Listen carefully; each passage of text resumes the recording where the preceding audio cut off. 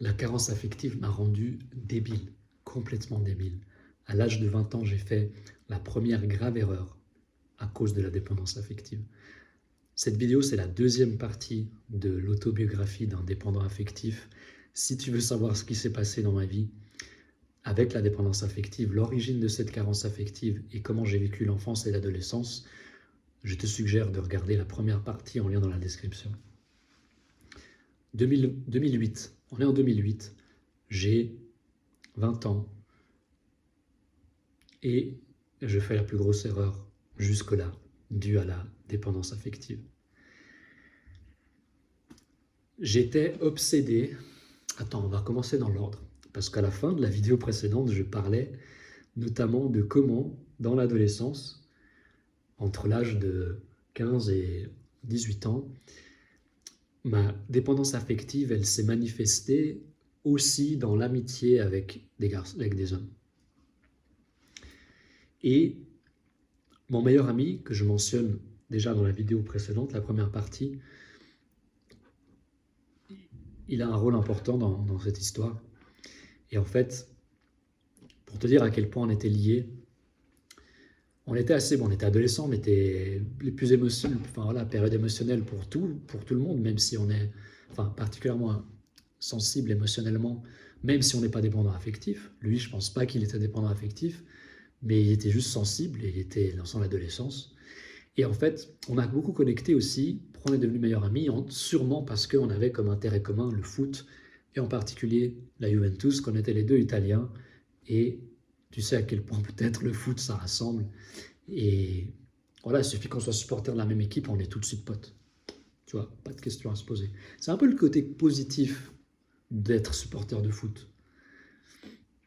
Il y en a d'autres que je trouve pas trop positifs et j'essaye de me détacher le plus possible du football, du monde du football, en tout cas en tant que spectateur. Mais bref, ça nous a beaucoup connectés. En plus de ça, pour te dire à quel point on a pu connecter émotionnellement, en 2005, on vit la souffrance atroce de perdre une finale de Ligue des Champions en tant que supporter de la Juventus.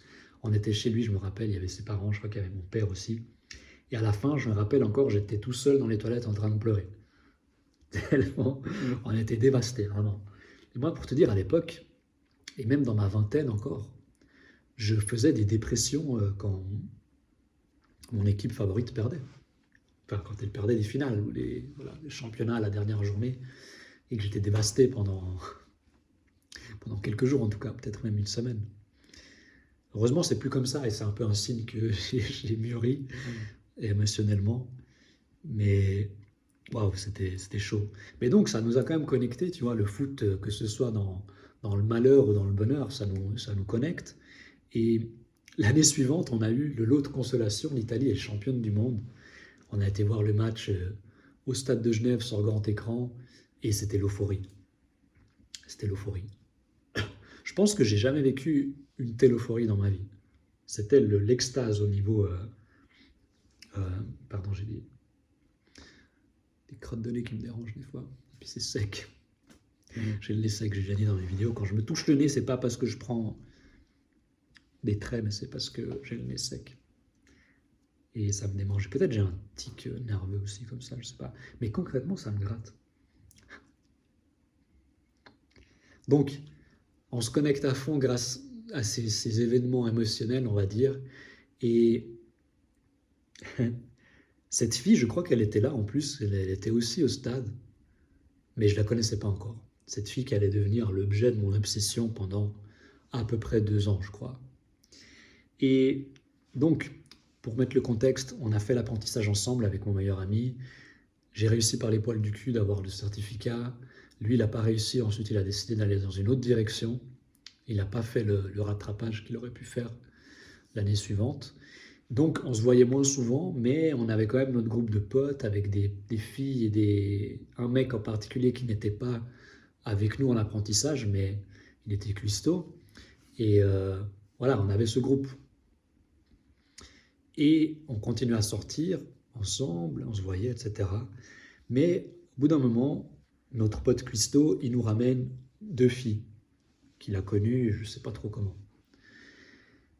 Et moi, en tant que bon dépendant affectif, j'ai canalisé mon besoin d'affection sur une de ces filles. Pourquoi? Et je viens de le réaliser juste en préparant cette vidéo vite fait tout à l'heure, juste après avoir filmé la première partie. J'ai réalisé que probablement la raison pour laquelle je me suis focalisé sur elle, c'est parce que je souffrais. Dans notre groupe, il y avait notamment cette fille avec qui j'étais sorti pendant genre 2 semaines quand j'avais 15-16 ans. Je raconte ce qui s'est passé dans la vidéo précédente. Et elle flirtait un peu, tu vois, avec des potes. Et ça me mettait mal. Il y avait genre 2 ou 3 potes avec qui elle flirtait. Et je sais pas jusqu'où ils ont été, peu importe. Mais moi, émotionnellement, ça me détruisait. Alors que j'étais sorti, j'avais quitté la relation que j'avais avec elle quelques années avant, tu vois. Et que je lui avais arrangé le coup, comme je l'ai dit, avec d'autres personnes. C'est terrible comme comportement, c'est absurde. Mais donc, je pense que pour éviter de devoir subir cette souffrance, de voir cette copine flirter avec d'autres mecs, j'ai reporté mon obsession, enfin mon besoin d'affection, mon attention sur cette nouvelle fille qui n'était pas vraiment dans le groupe et qui, du coup, je pense, c'est ce qui s'est passé par la suite, c'est que je sais pas à quel point moi j'ai joué un rôle, mais sûrement. C'est qu'en fait, j'ai commencé à sortir moins souvent avec mon groupe d'amis et plus souvent avec cette fille et cette autre fille qui était, elle, super sympa. J'ai gardé contact plus longtemps avec elle et je suis sûr que je pourrais la revoir encore aujourd'hui. Mais voilà, elles étaient meilleures amies, soi-disant. Elles ne sont plus en contact ensemble non plus. Enfin, je crois bien, hein. Et, et bref, je sortais plus souvent avec elle. Et il y a eu ensuite, pour l'anniversaire, c'était les 20 ans de cette fille, je crois. Ouais, c'était les 20 ans, ouais. Les 20 ans de cette fille que j'ai décidé de nommer Laura, c'est pas vraiment son nom. Et pour les 20 ans de cette fille, j'ai décidé, je ne sais pas pourquoi, d'organiser. Ah non, tu sais, je crois que je me souviens. En fait, cette fille, elle se servait un peu de moi. Elle me donnait de l'affection, mais en même temps, tu vois, je lui payais des trucs. Une fois, je lui payais absurde, hein. Je lui ai payé un truc à 2 ou 300 balles, je crois, de extension, tu sais, pour les cheveux. Je sais même pas si c'était sous prétexte que c'était son anniversaire ou même pas forcément. Bon, j'avais un salaire, tu vois. Mais peu importe, c'était irrationnel de faire cette sorte de cadeau. Surtout que souvent, ça m'était suggéré. C'était pas genre mon idée, tu vois. Elle me suggérait des choses à faire pour elle. Et moi, par exemple, si elle me proposait, tu vois, on chattait sur MSN Messenger, elle me disait ah, ça te dit, on va se faire un McDo et tout. Moi, j'avais la voiture et tout, la voiture de mon père. Et j'étais ravi, tu vois. Ouais, elle se servait un peu de moi, j'étais un peu son chauffeur, c'est vrai. Mais moi, j'étais content parce que je passais du temps avec elle. Et je recevais son attention et son affection, plus ou moins. Et je pense que c'est elle, si je me souviens bien, c'est elle qui m'a plus ou moins suggéré de lui organiser un anniversaire. Surprise, plus ou moins. Je pense que jamais j'aurais eu l'idée de faire cet effort moi-même, tu vois. Et ça a été une catastrophe. Je sais même plus les détails, mais en fait, c'est ça qui a tout fait basculer. Enfin, c'est ça et le fait de comment j'ai réagi après, surtout. C'est que pour lui faire la surprise, parce que je crois qu'elle avait un peu capté qu'il allait avoir une surprise et où ça allait se passer, du coup, j'avais dit à mon groupe de potes, ok, vous venez chez moi, il y avait une carte et tout, ils ont signé la carte, et moi, je vais la chercher chez elle. Mais après, je ne sais plus pourquoi j'ai été au jardin familial de mes parents, où on avait l'habitude des fois de faire des soirées. Mais je ne sais pas pourquoi, je crois parce que c'était pour un peu peut-être pour garder l'effet de surprise alors qu'elle avait un peu l'intuition de ce qui allait se passer, tu vois. Et en fait, concrètement, logistiquement, il s'est passé trop de temps avant qu'on arrive chez moi et mes potes étaient partis. Enfin, logiquement parce que c'était absurde comme scénario et que ils avaient attendu trop longtemps. Mais ils avaient quand même signé la carte, tu vois. Et ils ont juste décidé, bon les gars, c'est un peu absurde, on se casse. Moi, après, j'ai très mal pris ça. J'ai réagi comme un enfant immature. Je suis sûr qu'il y a des enfants qui réagiraient encore mieux. Et j'ai pété un câble et j'ai décidé. Je pense que cette fille, elle a un peu aussi renforcé cette réaction émotionnelle. Mais en fait, ça a été le pivot pour créer la séparation. Peut-être qu'elle le souhaitait. Peut-être que moi, d'un côté, je le souhaitais aussi par sorte de confort. Mais au fond de moi, enfin, je sais pas, si j'étais censé, j'aurais jamais souhaité ça. Mais en gros, ça a été le point pivot pour une séparation de mon groupe de potes. Ça a fait beaucoup souffrir mon meilleur ami de l'époque. Ensuite, j'ai essayé de renouer. Les filles du groupe, elles m'ont pardonné plus facilement. Elles ont été beaucoup moins affectées que, voire peut-être pas du tout affectées que mon meilleur ami. Et elles se demandaient même si j'étais en couple avec cette fille, pour te dire. Et j'ai essayé de renouer aussi avec mon meilleur ami quelques années après, quand j'étais plus, je pense même vraiment quelques années après, genre 2 ou 3 ans après. J'avais même prêté un CD qu'il avait kiffé, je me rappelle, je crois qu'il l'a gardé d'ailleurs. Il l'a gardé, je suis content qu'il me l'ait pas rendu, je crois qu'il me l'a pas rendu, c'est très bien. Mais bon, on n'était pas fâchés, tu vois, il n'était pas fâché, c'est juste que je pense que la blessure était trop grande pour lui. Mais surtout que moi, c'est ça aussi que je réalise vraiment aujourd'hui. C'est pas seulement la blessure était trop grande pour lui, c'est que moi, j'ai pas fait assez de pas pour renouer tout ça, tu vois. Lui, il s'est montré disponible. Moi, j'étais mal à l'aise parce que j'étais là, en fait, je t'ai fait souffrir de ouf, mec. Et je lui ai pas dit ça, tu vois, mais je pense que j'étais mal à l'aise à cause de ça.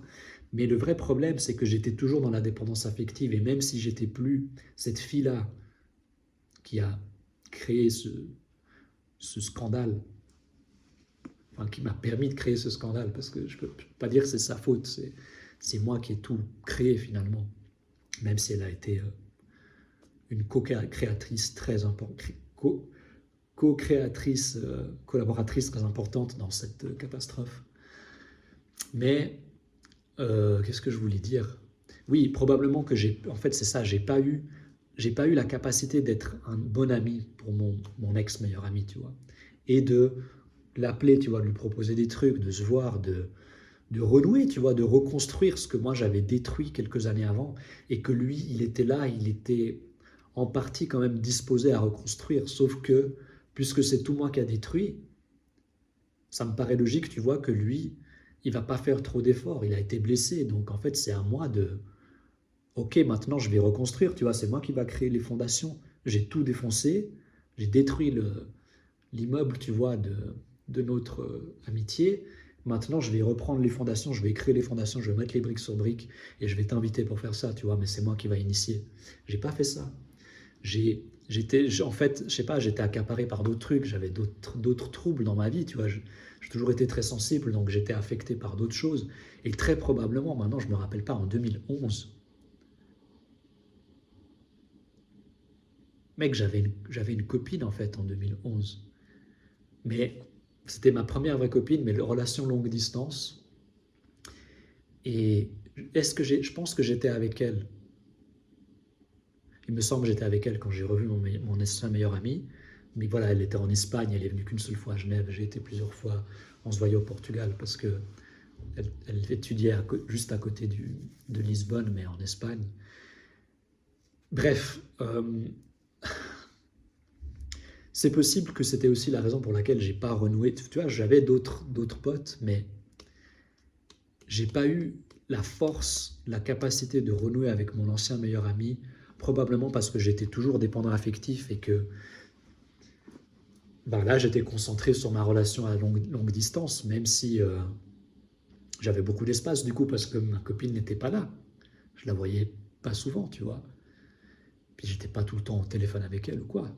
Mais je sais pas, je pense que c'est. Ouais, tu vois, là je suis en train de guérir. Là je suis en train de tout, de tout conscientiser, tous les torts que j'ai fait aux gens au niveau amical, tu vois, etc., relationnel, tous les défauts que j'ai eus en fait. Et il y a je renoue un peu avec le programme en 12 étapes des les alcooliques anonymes, qui existent aussi pour les dépendants affectifs et ou sexuels anonymes. Et il y a une de ces étapes qui est de, je ne sais plus comment, make amend en anglais. C'est en fait, je crois, de faire d'abord, on fait la liste de tous les torts qu'on a causés plus ou moins aux gens. Et ensuite, si c'est cohérent, si ça ne fait pas de mal à ces personnes-là, ni à nous ou quoi, qui que ce soit, on les contacte juste pour, peut-être on va renouer, mais ce n'est pas le but. Mais le but, c'est de les contacter pour leur dire qu'on a réalisé tout ça, qu'on a eu tort, qu'on regrette, et que juste leur faire, tu vois. Et en fait, on n'a pas besoin de renouer, mais on a besoin, enfin ça fait partie du processus, en fait, tu vois, j'ai bouclé un truc, j'ai fait une connerie dans cette relation, et même si ça fait 20 ans, cette personne, elle est vivante, je la contacte, et je lui dis ce que j'ai réalisé, et que je suis désolé, et ça fait partie de la guérison, même si on ne va pas renouer. Maintenant, honnêtement, moi j'espère au fond que je peux renouer avec lui, parce que j'ai toujours, bien sûr, les choses elles ont changé, mais tu vois, ça dépend, si lui il est ouvert. Maintenant, je sais qu'il a des gosses, tu vois, j'ai eu des nouvelles de lui à travers mon pote Cuisto que j'ai recroisé. Et je crois qu'il a 2 gosses. Il bosse, enfin voilà, il est occupé. Mais la seule chose que j'ai à faire, c'est de lui dire tout ce que je réalise là et que, voilà, j'ai pas été un bon ami. Et je sais qu'en 2011, on aurait pu renouer. Ça dépendait de moi, mais j'étais pas capable. Et j'étais dans la dépendance affective jusqu'à maintenant. Et maintenant, j'en sors gentiment. Et là, je commence tu vois, la grande différence, je pense. Moi, c'est comme ça que je le vois, en tout cas pour moi. Le début de la guérison de la dépendance affective, ou peut-être même, ouais, le début, on va dire en tout cas, c'est quand enfin je mets la priorité sur mes amitiés avec des mecs, si je suis un mec hétéro, davantage sur mes amitiés masculines que sur recevoir de l'affection d'une fille. Que ce soit en couple, que ce soit aller chercher une nouvelle copine, que ce soit des filles amies, mais qu'en fait, tu vois, on sait qu'on a un truc d'affection, qu'on va chercher une validation auprès d'elle. Et là, c'est ce que je suis en train de faire. Maintenant, je dis, ok, en fait, la priorité, maintenant, c'est mes amis masculins. C'est vrai, avec mon ex-compagne qui est aujourd'hui, elle dit que je suis son meilleur ami. Moi, je dis carrément que c'est ma sœur d'âme. J'ai remarqué, et on arrivera à un chapitre là-dessus, il y a encore pour moi. En fait, je cherche l'affection justement avec elle. Et ça fait partie de cette dépendance affective. Donc, je dois réussir à transcender ça. Mais ça ne veut pas dire que je dois couper les ponts avec elle, tu vois. Il y a tout qui est possible. Et en fait, bah, c'est mon ami maintenant. C'est comme ma sœur. Et j'ai envie d'être son frère, en fait. Et je sais que je vais guérir et que je vais plus chercher cette affection auprès d'elle. Mais j'ai envie de nourrir notre relation. Voilà. Donc, est-ce que j'ai dit tout ce que, ouais, j'ai dit tout ce que j'ai dit à dire, je crois, avec cette fille, ça m'a rendu débile. J'ai raconté tout ce que j'ai fait là, c'était débile par rapport à cette fille dont j'étais obsédé, j'ai perdu tous mes potes.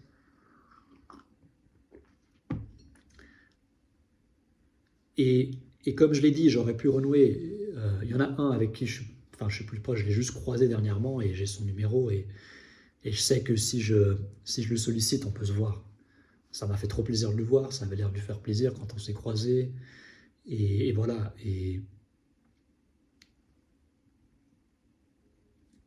Donc ouais, si on peut réparer, qu'on a envie, si on peut réparer, on répare. Ça ne veut pas dire, après peut-être, tu vois, on a pris des chemins différents, peut-être on est complètement plus sur la même longueur d'onde 20 ans après, mais, et que ça ne ferait pas sens de renouer, mais au moins faire ce pas de, ok, je t'avoue là, la main sur le cœur, tout ce que j'ai réalisé et ce que j'ai manqué, je suis désolé, même si ça t'affecte peut-être pas aujourd'hui, j'en sais rien, je fais pas ça pour que ça t'affecte, mais moi ça m'affecte de te dire que je suis désolé envers ton ancienne version de toi et toi aujourd'hui, de ne pas avoir été un bon ami quand on était amis.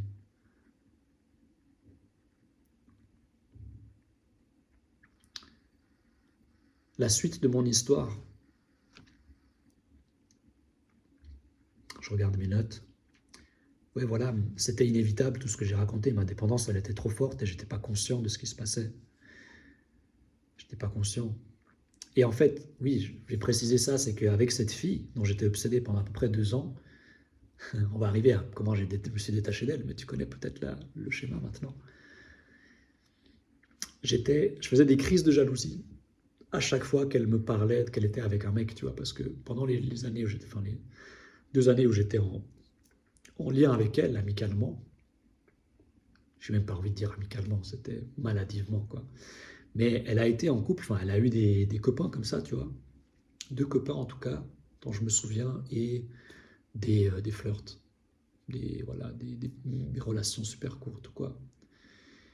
Et j'étais jaloux à chaque fois. J'étais encore plus jaloux quand je connaissais, il y a un de ses copains, je l'avais connu, je le connaissais pas vraiment, mais je voyais qui c'était, donc ça me perturbait encore plus.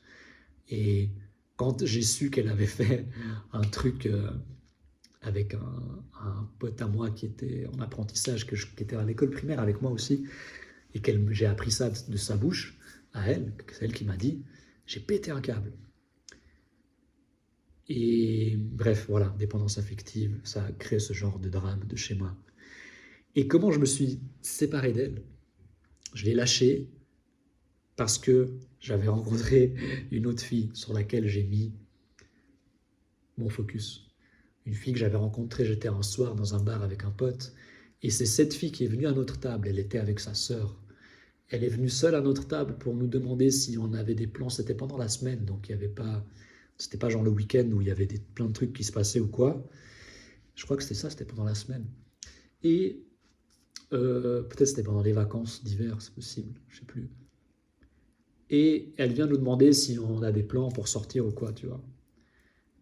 Et ça, c'est incroyable. Genre, à la première opportunité, il y a juste une fille qui vient nous parler à notre table. Après, elle est retournée, tu vois, à son truc. Je crois qu'on lui a dit qu'on ne savait pas quoi faire, puis qu'on allait juste rien faire de spécial, en fait. Après, on allait genre fumer des joints dans la voiture ou quoi. Et en sortant, je me dis, putain, j'ai envie d'aller lui demander son numéro. Et j'en parle à mon pote il me motive, je fais demi-tour et je vais à leur table. Et tu vois, c'était un pas énorme pour moi de faire ça. Et je demande son numéro, elle me donne son numéro, et bref, voilà. Après, je sais plus si je l'ai revu, combien de fois je l'ai revu avant que je décide de lâcher ma soi-disant meilleure amie depuis 2 ans. Mais je crois concrètement que c'est cette nouvelle fille qui m'a libéré, enfin mon obsession qui s'est transposée et je me suis libéré de cette autre fille. Sauf qu'avec cette nouvelle fille, elle voulait juste s'amuser avec moi. Mais moi, j'étais incapable d'entrer dans l'intimité. J'ai même pas capté au début que c'est ce qu'elle voulait. Donc moi, j'étais en mode romantique. J'avais acheté un, un truc pour faire la fondue au chocolat. Qu'en plus, c'est l'autre fille qui m'avait suggéré d'acheter ça, je crois. C'est dingue. Je crois que j'en avais acheté 2. Un pour cette fille. Et ensuite, l'autre, c'était... Je l'ai pensé pour l'offrir à cette autre fille, je crois. Peut-être mes souvenirs sont un peu distordus, mais je crois qu'il y avait un truc du genre. Maintenant que je réalise tout ça, c'est encore plus absurde que ce que j'imaginais. Et donc, je vois une fois cette nouvelle fille dans un bar, et j'avais dans ma voiture ce truc de fondue au chocolat que je voulais lui offrir, pour qu'on fasse ça ensemble. Et je sais même plus si je lui ai dit que j'avais ça, je crois que je lui ai même pas dit. Mais j'ai réalisé pendant cette soirée, j'étais méga mal à l'aise, et j'ai réalisé qu'en fait, je pense qu'elle attendait juste que je fasse des pas, tu vois, que je sois entreprenant. Et je me rappelle d'une soirée, en pleine semaine, c'était un truc universitaire, une grosse soirée universitaire. Elle avait prévu d'y aller, j'avais prévu d'y aller parce qu'elle y était, même s'il y avait d'autres potes qui étaient aussi, enfin, un pote en particulier. Moi, j'allais surtout parce qu'il y avait cette fille, mais on n'allait pas pour se rencontrer, tu vois. Et ensuite, je la croise et tout. Déjà, pendant la soirée, j'étais là, c'est comme ça que je vais la voir, où est-ce qu'elle est et tout. Je pense qu'on s'est écrit, je sais plus. En tout cas, on s'est retrouvés. Et en fait, j'étais incapable d'initier quoi que ce soit avec elle. Et du coup, elle a chopé un mec dans cette soirée-là. Ensuite j'étais en after. Tu vois, j'étais en after avec elle. Il y avait ce mec et d'autres personnes, pas loin de chez moi. Mais j'y allais juste parce qu'elle était là, sauf que c'était absurde. Elle était avec un mec avec qui bah voilà, et c'était le mec de la soirée en tout cas. Et moi, j'étais là, je sais pas pourquoi, j'étais là juste pour me faire souffrir, je crois, ou pour espérer quoi que ce soit, alors que elle était avec ce gars et que moi, j'étais incapable de faire quoi que ce soit. Et ensuite, j'étais désespéré, j'étais dévasté. J'ai fait pratiquement nuit blanche et j'avais prévu du coup de pas aller travailler le lendemain. Et j'appelle, je dis ouais, je suis malade et tout. En plus, j'avais une, c'est terrible. Le même soir, avant la soirée, j'avais eu un repas de travail au resto et j'étais bien, j'étais avec eux, tu vois. Après, je suis parti à la soirée et je leur ai dit genre ouais, j'ai fait une indigestion hier soir avec ce que j'ai mangé hier soir. C'était pas vrai. C'est terrible. Et là, je me rends compte que, alors heureusement, ça m'a pas créé des problèmes dans mon travail, mais ça aurait pu. Là, ça a été, tu vois, si j'avais fait ça trop fréquemment, je me serais fait virer. Ils auraient capté au bout d'un moment, tu vois, où ce serait devenu vraiment problématique. Et je pense qu'il y a des hommes qui sont là, et leur dépendance affective, voire sexuelle, ça déstabilise complètement leur vie, ils perdent leur taf, ils perdent tout, quoi. Moi, j'ai perdu beaucoup de choses, mais voilà, ça n'a pas été extrême. Mais quand même, ça a eu des conséquences. Donc, après, franchement, voilà, ça a été toujours le même schéma. Il y avait toujours une fille qui m'obnubilait et j'étais un peu obsédé par cette fille avec qui, heureusement, il n'y a jamais eu le même scénario qu'avec Laura en 2000, entre 2007 et 2008 à peu près. Mais c'était quand même comme ça. En 2010, j'ai genre 23 ans, je quitte mon taf, pas à cause d'une fille, à cause de la musique et de mes ambitions, aussi parce que je voulais travailler en temps partiel, c'était pas possible. Puis je me suis dit, je vais aller à Londres pour la musique, ça va être bien. Mais je me connaissais pas assez, ça, j'ai pas pu rester à Londres parce que me connaissais pas assez bien, j'étais mal à l'aise et j'ai pas pu m'ancrer là-bas. Mais en gros, j'ai eu un crush évidemment. Séjour linguistique, j'ai un crush avec une fille, une Belge, super chou. Euh, je me rappelle une fois, on a dormi ensemble une fois, mais elle était complètement bourrée. Je l'ai ramenée en fait là où je logeais parce qu'on était en soirée drum and bass et puis était trop mal. Et c'était juste pour voilà, m'occuper d'elle. Et évidemment, j'ai rien tenté. Ça m'a pas traversé l'esprit. J'étais content de prendre soin d'elle en fait. Et, euh, et bref, je voulais juste qu'elle soit en sécurité. Et voilà. Je ne lui ai jamais dévoilé que j'avais de l'attirance pour elle.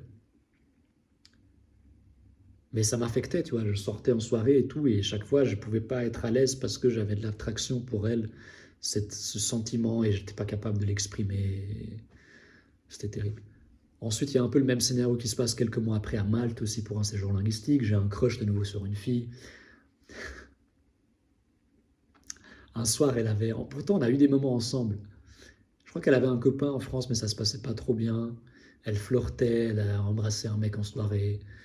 Et on se rapprochait un peu, mais j'étais pas à l'aise, tu vois. Du coup, voilà, on a passé une soirée ensemble à regarder un film, L'Âge de glace, je crois. On a regardé ça dans sa chambre, on était tout seul.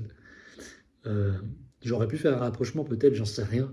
Je sais qu'un soir, on était au bord d'un mer ensemble après une soirée, et elle avait la tête, elle se reposait sur moi avec sa tête, et à un moment, je dis, t'imagines pas ce que je ressens pour toi, un truc comme ça. Et là, elle s'est redressée, on s'est rien dit. On s'est rien dit, c'était terrible. Je pense qu'elle a senti, genre, ce qu'il vient de me dire, c'est absurde, tu vois. Même si peut-être, tu vois, on avait un peu d'affection, tu vois, on s'aimait bien, mais de là à ce qu'elle reçoive ça comme déclaration, t'imagines pas ce que je ressens pour toi, tu vois. Je sais pas ce qu'elle a ressenti, on n'en a jamais parlé. Quelques années après, je lui ai envoyé un long texte pour lui dire comment je me sentais, je m'étais senti vis-à-vis d'elle, etc. Je ressentais plus rien pour elle, tu vois, mais j'avais fait ce travail et elle m'a dit, j'en reviens pas, quoi. J'imaginais pas du tout que tu vivais ça comme ça, que tu ressentais ça. Et je pense que ça m'a fait du bien de lui déclarer ça. Et, et bref, après, dans ce même séjour, j'ai connu ma première vraie copine, Cécilia. J'ai envie de lui rendre honneur avec son vrai prénom. Je pense pas qu'elle regardera un jour cette vidéo, peut-être que oui. Elle a appris le français par la suite d'ailleurs. Mais c'est une espagnole. Et ça a été facile avec elle tu vois, d'être physiquement intime, etc. On n'a pas couché ensemble à Malte, mais après, quand on a décidé de vivre une relation, on s'est revus, etc. Mais on a fait 1 an et demi ensemble en se voyant, je ne sais plus, 3, 4 ou 5 fois pendant une semaine à peu près, ou plus, je ne sais plus. Mais c'était super facile avec elle à Malte, parce qu'en fait, elle me plaisait pas à fond, tu vois.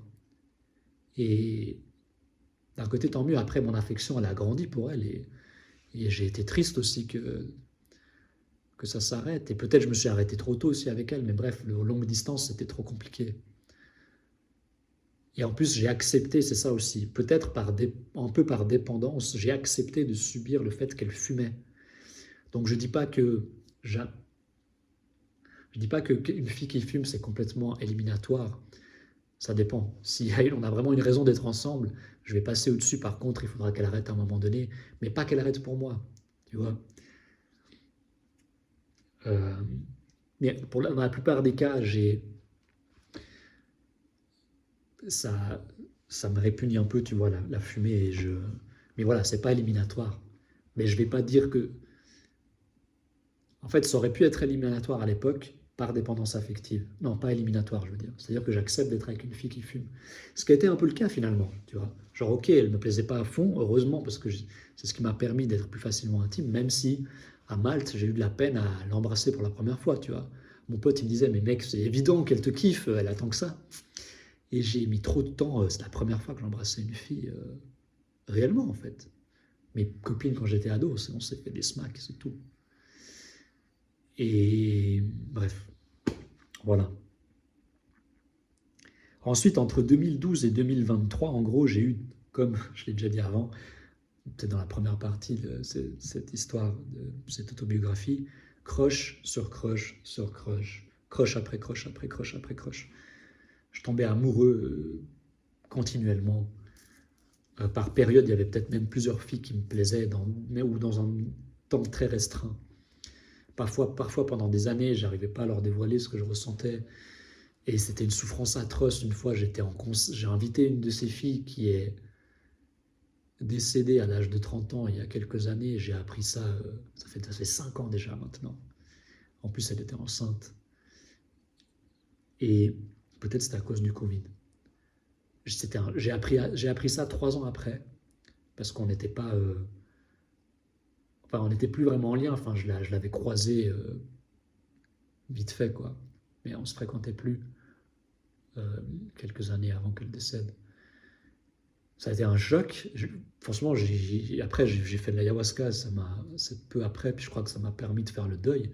Mais avant, enfin, pendant une période, à chaque fois que je repensais à elle, j'avais l'impression que mon cœur, il s'arrêtait. Pas parce que je l'aimais ou quoi, mais de réaliser, genre, en fait, elle est plus là. Elle est physiquement, elle n'est plus dans ce monde. Enfin bref, c'est pas le sujet de la vidéo, mais un jour, je l'ai invité à un concert de Bonobo. Je crois que c'était en 2014. Non, avant. 2013, je crois. Et on a été manger ensemble. Elle était adorable, cette fille, en plus, vraiment. Magnifique. Et on va en concert. Moi, j'étais pas à l'aise au concert parce qu'en fait, je voulais juste passer du temps avec elle. Le concert, c'était un prétexte. On était serrés comme des sardines. Euh, et après, en partant, elle reprend son scout. Et j'ai jamais ressenti ça. Un poids, c'est de la dépression. Elle était genre, j'ai jamais senti une dépression aussi physiquement que ça.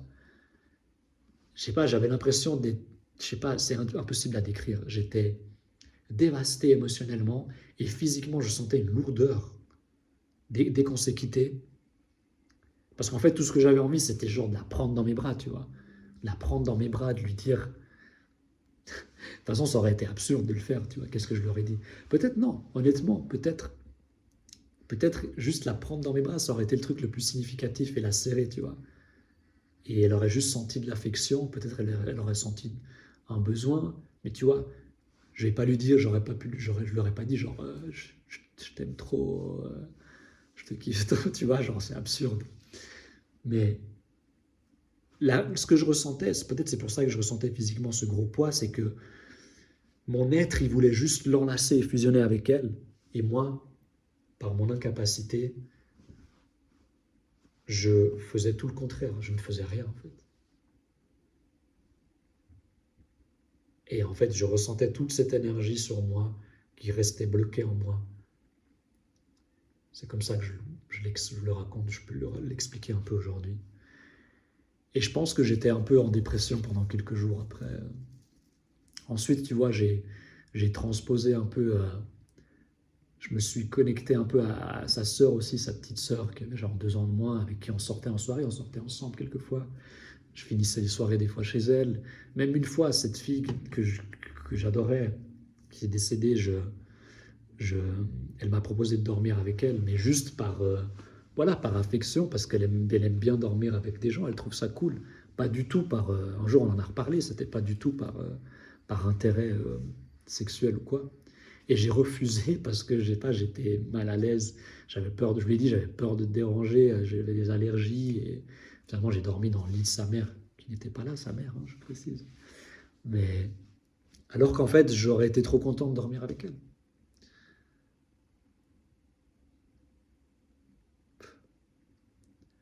La vie, quoi. Et le fait que elle soit décédée si tôt, c'est ce que ça aurait changé grande chose. Mais je trouve que ça a été symbolique, tu vois. Genre, tiens, tu vois, cette fille que tu as. En plus, après, je sais pas, c'est bizarre parce que j'ai l'impression d'idéaliser chaque fille, puis après, je me dis, non, mais elle est vraiment spéciale, tu vois, j'ai vraiment une appréciation différente. Et c'est normal parce qu'elles sont toutes différentes, donc elles me font ressentir des choses différentes et elles ont des beautés différentes, elles ont des personnalités différentes. Donc, tu vois, il n'y a pas de mal à être amoureux, enfin, à avoir de l'appréciation pour différentes personnes. Mais ouais, elle m'a touché différemment, forcément. Mais j'ai vraiment l'impression qu'elle, il y avait un truc spécial. Et je suis pas crédible, je pense. Une vidéo sur la dépendance affective et que je te dis, ouais, elle avait un truc spécial, je suis pas crédible. Je sais que je suis pas crédible. Mais en même temps, je veux croire que, enfin, je pense fondamentalement que oui, elle était plus spéciale que les autres, en quelque sorte. Mais bref. Ça fait des longues vidéos, hein. J'espère que peut-être je vais faire en 3 parties.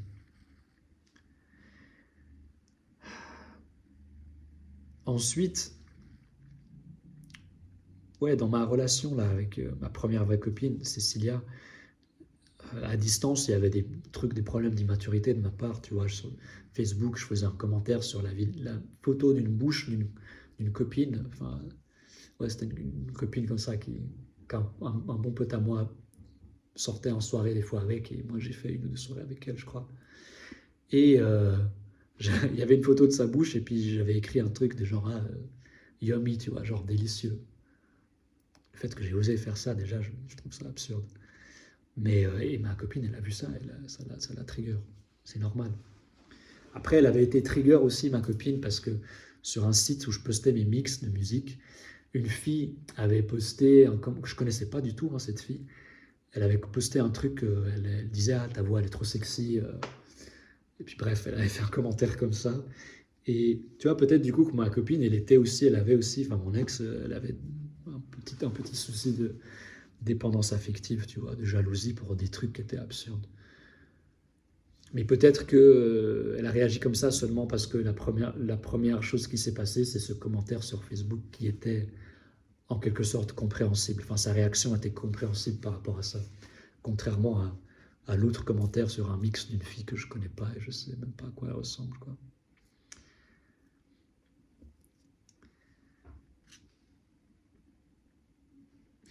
On va finir un peu là-dessus et après je ferai une 3e vidéo. C'est tellement long. Mais c'est important, c'est thérapeutique. Tu vois, je pourrais me dire, mais ça sert à quoi de raconter tout ça? Les gens s'en foutent ou quoi? C'est trop long, il n'y a personne qui va regarder, c'est pas grave. Même si les gens s'en foutent et personne ne va regarder, pour moi c'est important, c'est thérapeutique, je le fais une fois. Et, et même un jour, je sais pas si je rencontre, tu sais, peut-être ma prochaine copine, je vais lui dire, écoute, j'ai pas envie de m'épuiser énergétiquement en te racontant toute ma vie de dépendant affectif, mais je pense que c'est important que tu connaisses mon passé à ce niveau-là. Va regarder ces vidéos, tu vois.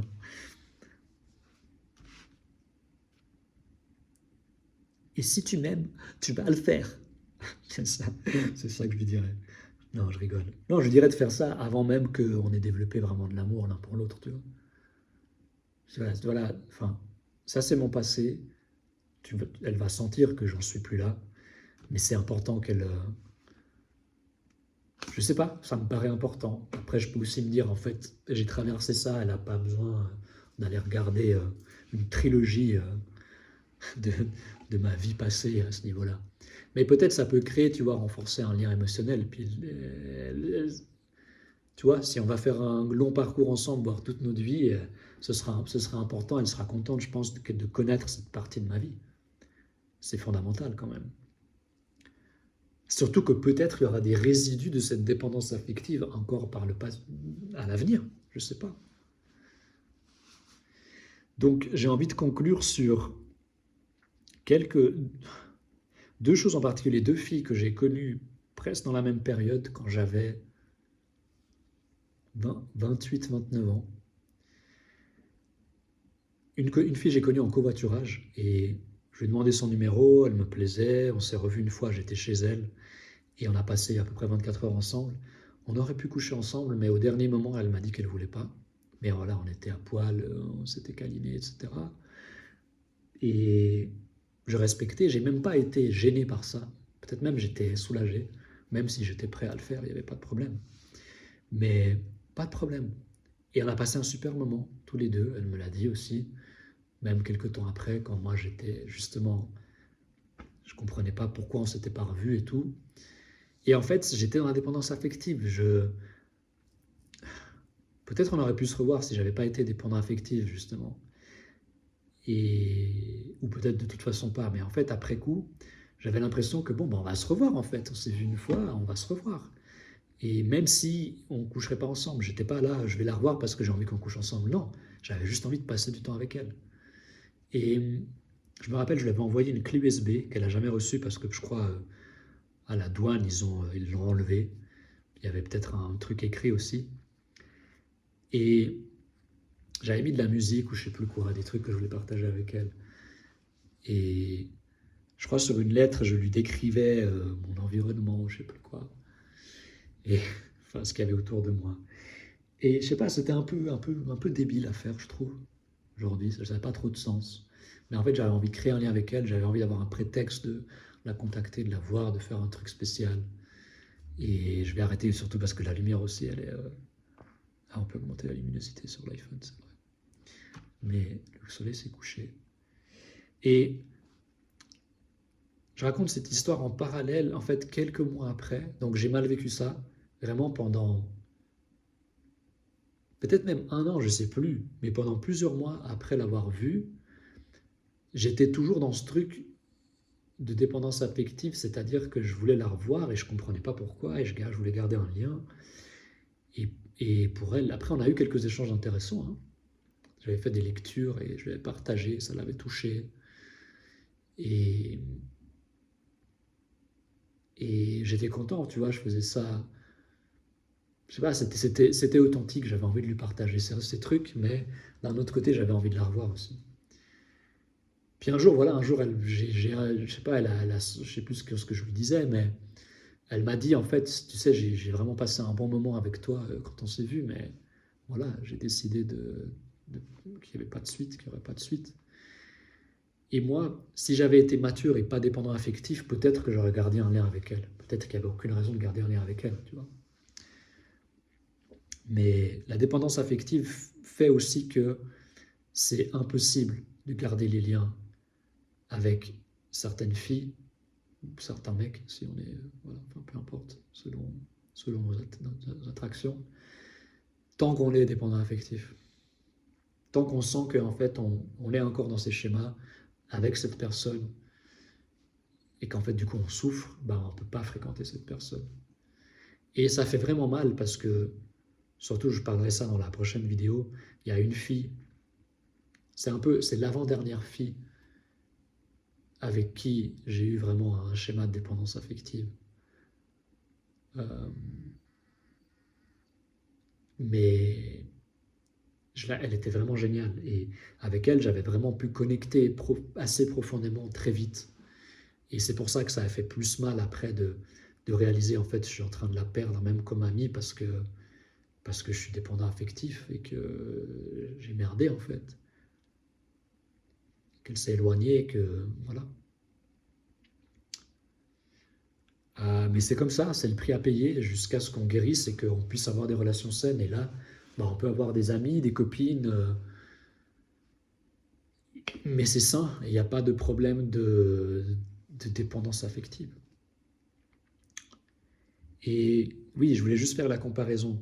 Donc, en fait, quelques mois après, j'ai envie de donner leur vrai nom. De toute façon, c'est pas grave. Je veux dire, ils vont jamais voir ces vidéos.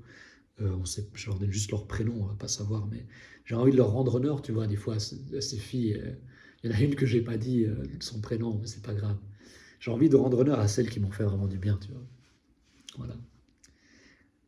Julia, c'est la fille que j'ai rencontrée en covoiturage. Et ensuite, j'ai rencontré Lisa, qui avait 10 ans de moins que moi. Elle avait 18 ans, j'avais 28 ans. J'étais content, elle m'a permis de réaliser un désir, c'était que de coucher avec une fille qui avait genre voilà 18 ans, qui était plus jeune que moi. C'était pas le but c'était pas qu'elle soit plus jeune que moi, mais c'est le fait que j'ai pas connu intimement une fille comme ça, enfin une fille à cet âge-là, quand moi j'avais cet âge-là, donc j'avais envie de vivre ça. Et Dieu merci, c'est arrivé sans que j'aie à forcer quoi que ce soit, elle m'a été un peu servie sur un plateau. Et elle, on s'est vu une fois, on s'est rencontrés via un ami commun, chez moi directement. Ensuite, j'ai fait part de mon intérêt à son ami. Il m'a dit, elle est OK de te voir, mais sache qu'elle veut rien de sérieux. Je lui ai dit, OK, pas de problème. Donc là, déjà, il y a une chose intéressante, enfin, importante, c'est que je sais tout de suite que... Enfin, je lui fais part de mon intérêt, indirectement, donc peut-être ça m'a aidé, mais j'ai quand même osé. J'avais senti aussi, j'avais senti quand elle était partie de chez moi la première fois, elle m'avait regardé pire longtemps quand on s'est dit au revoir. J'étais là, ouais, qu'est-ce qui se passe là? Qu'est-ce qui se passe là? J'avais jamais vécu ça ou été conscient en tout cas quand ça arrivait. Et c'est ça qui m'a fait faire le pas, tu vois. J'ai l'impression qu'elle m'avait dit, elle m'avait genre transmis avec ses yeux, genre contacte-moi. Et je l'ai fait. Et elle est venue chez moi. On a passé une super nuit ensemble. Et, et elle, j'ai voulu la revoir. Ça s'est pas fait stupidement. En fait, je lui avais envoyé un message en lui disant, je lui faisais part de mon désir. Je ne savais pas comment faire avec les filles, en fait. Du coup, on avait déjà été intimes et je lui écrivais simplement ce qu'on avait déjà fait, tu vois. Mais elle a trouvé ça dégueulasse ou pas pertinent. Et peut-être qu'elle avait d'autres raisons de ne pas me voir, mais enfin, je sais qu'elle avait passé un bon moment, c'était évident pour moi. Mais elle n'a pas aimé ça et on s'est pas revus. Mais j'ai pas souffert de ça, tu vois. Tu vois, même si oui, j'aurais trop voulu la revoir et revivre ça avec elle, mais j'ai pas souffert. J'ai pas souffert de ça réellement. Et je me suis dit dernièrement, pourquoi j'ai pas souffert alors que je voulais la revoir et qu'on s'est vu juste, on s'est rencontré une fois, puis après on s'est vu qu'une fois.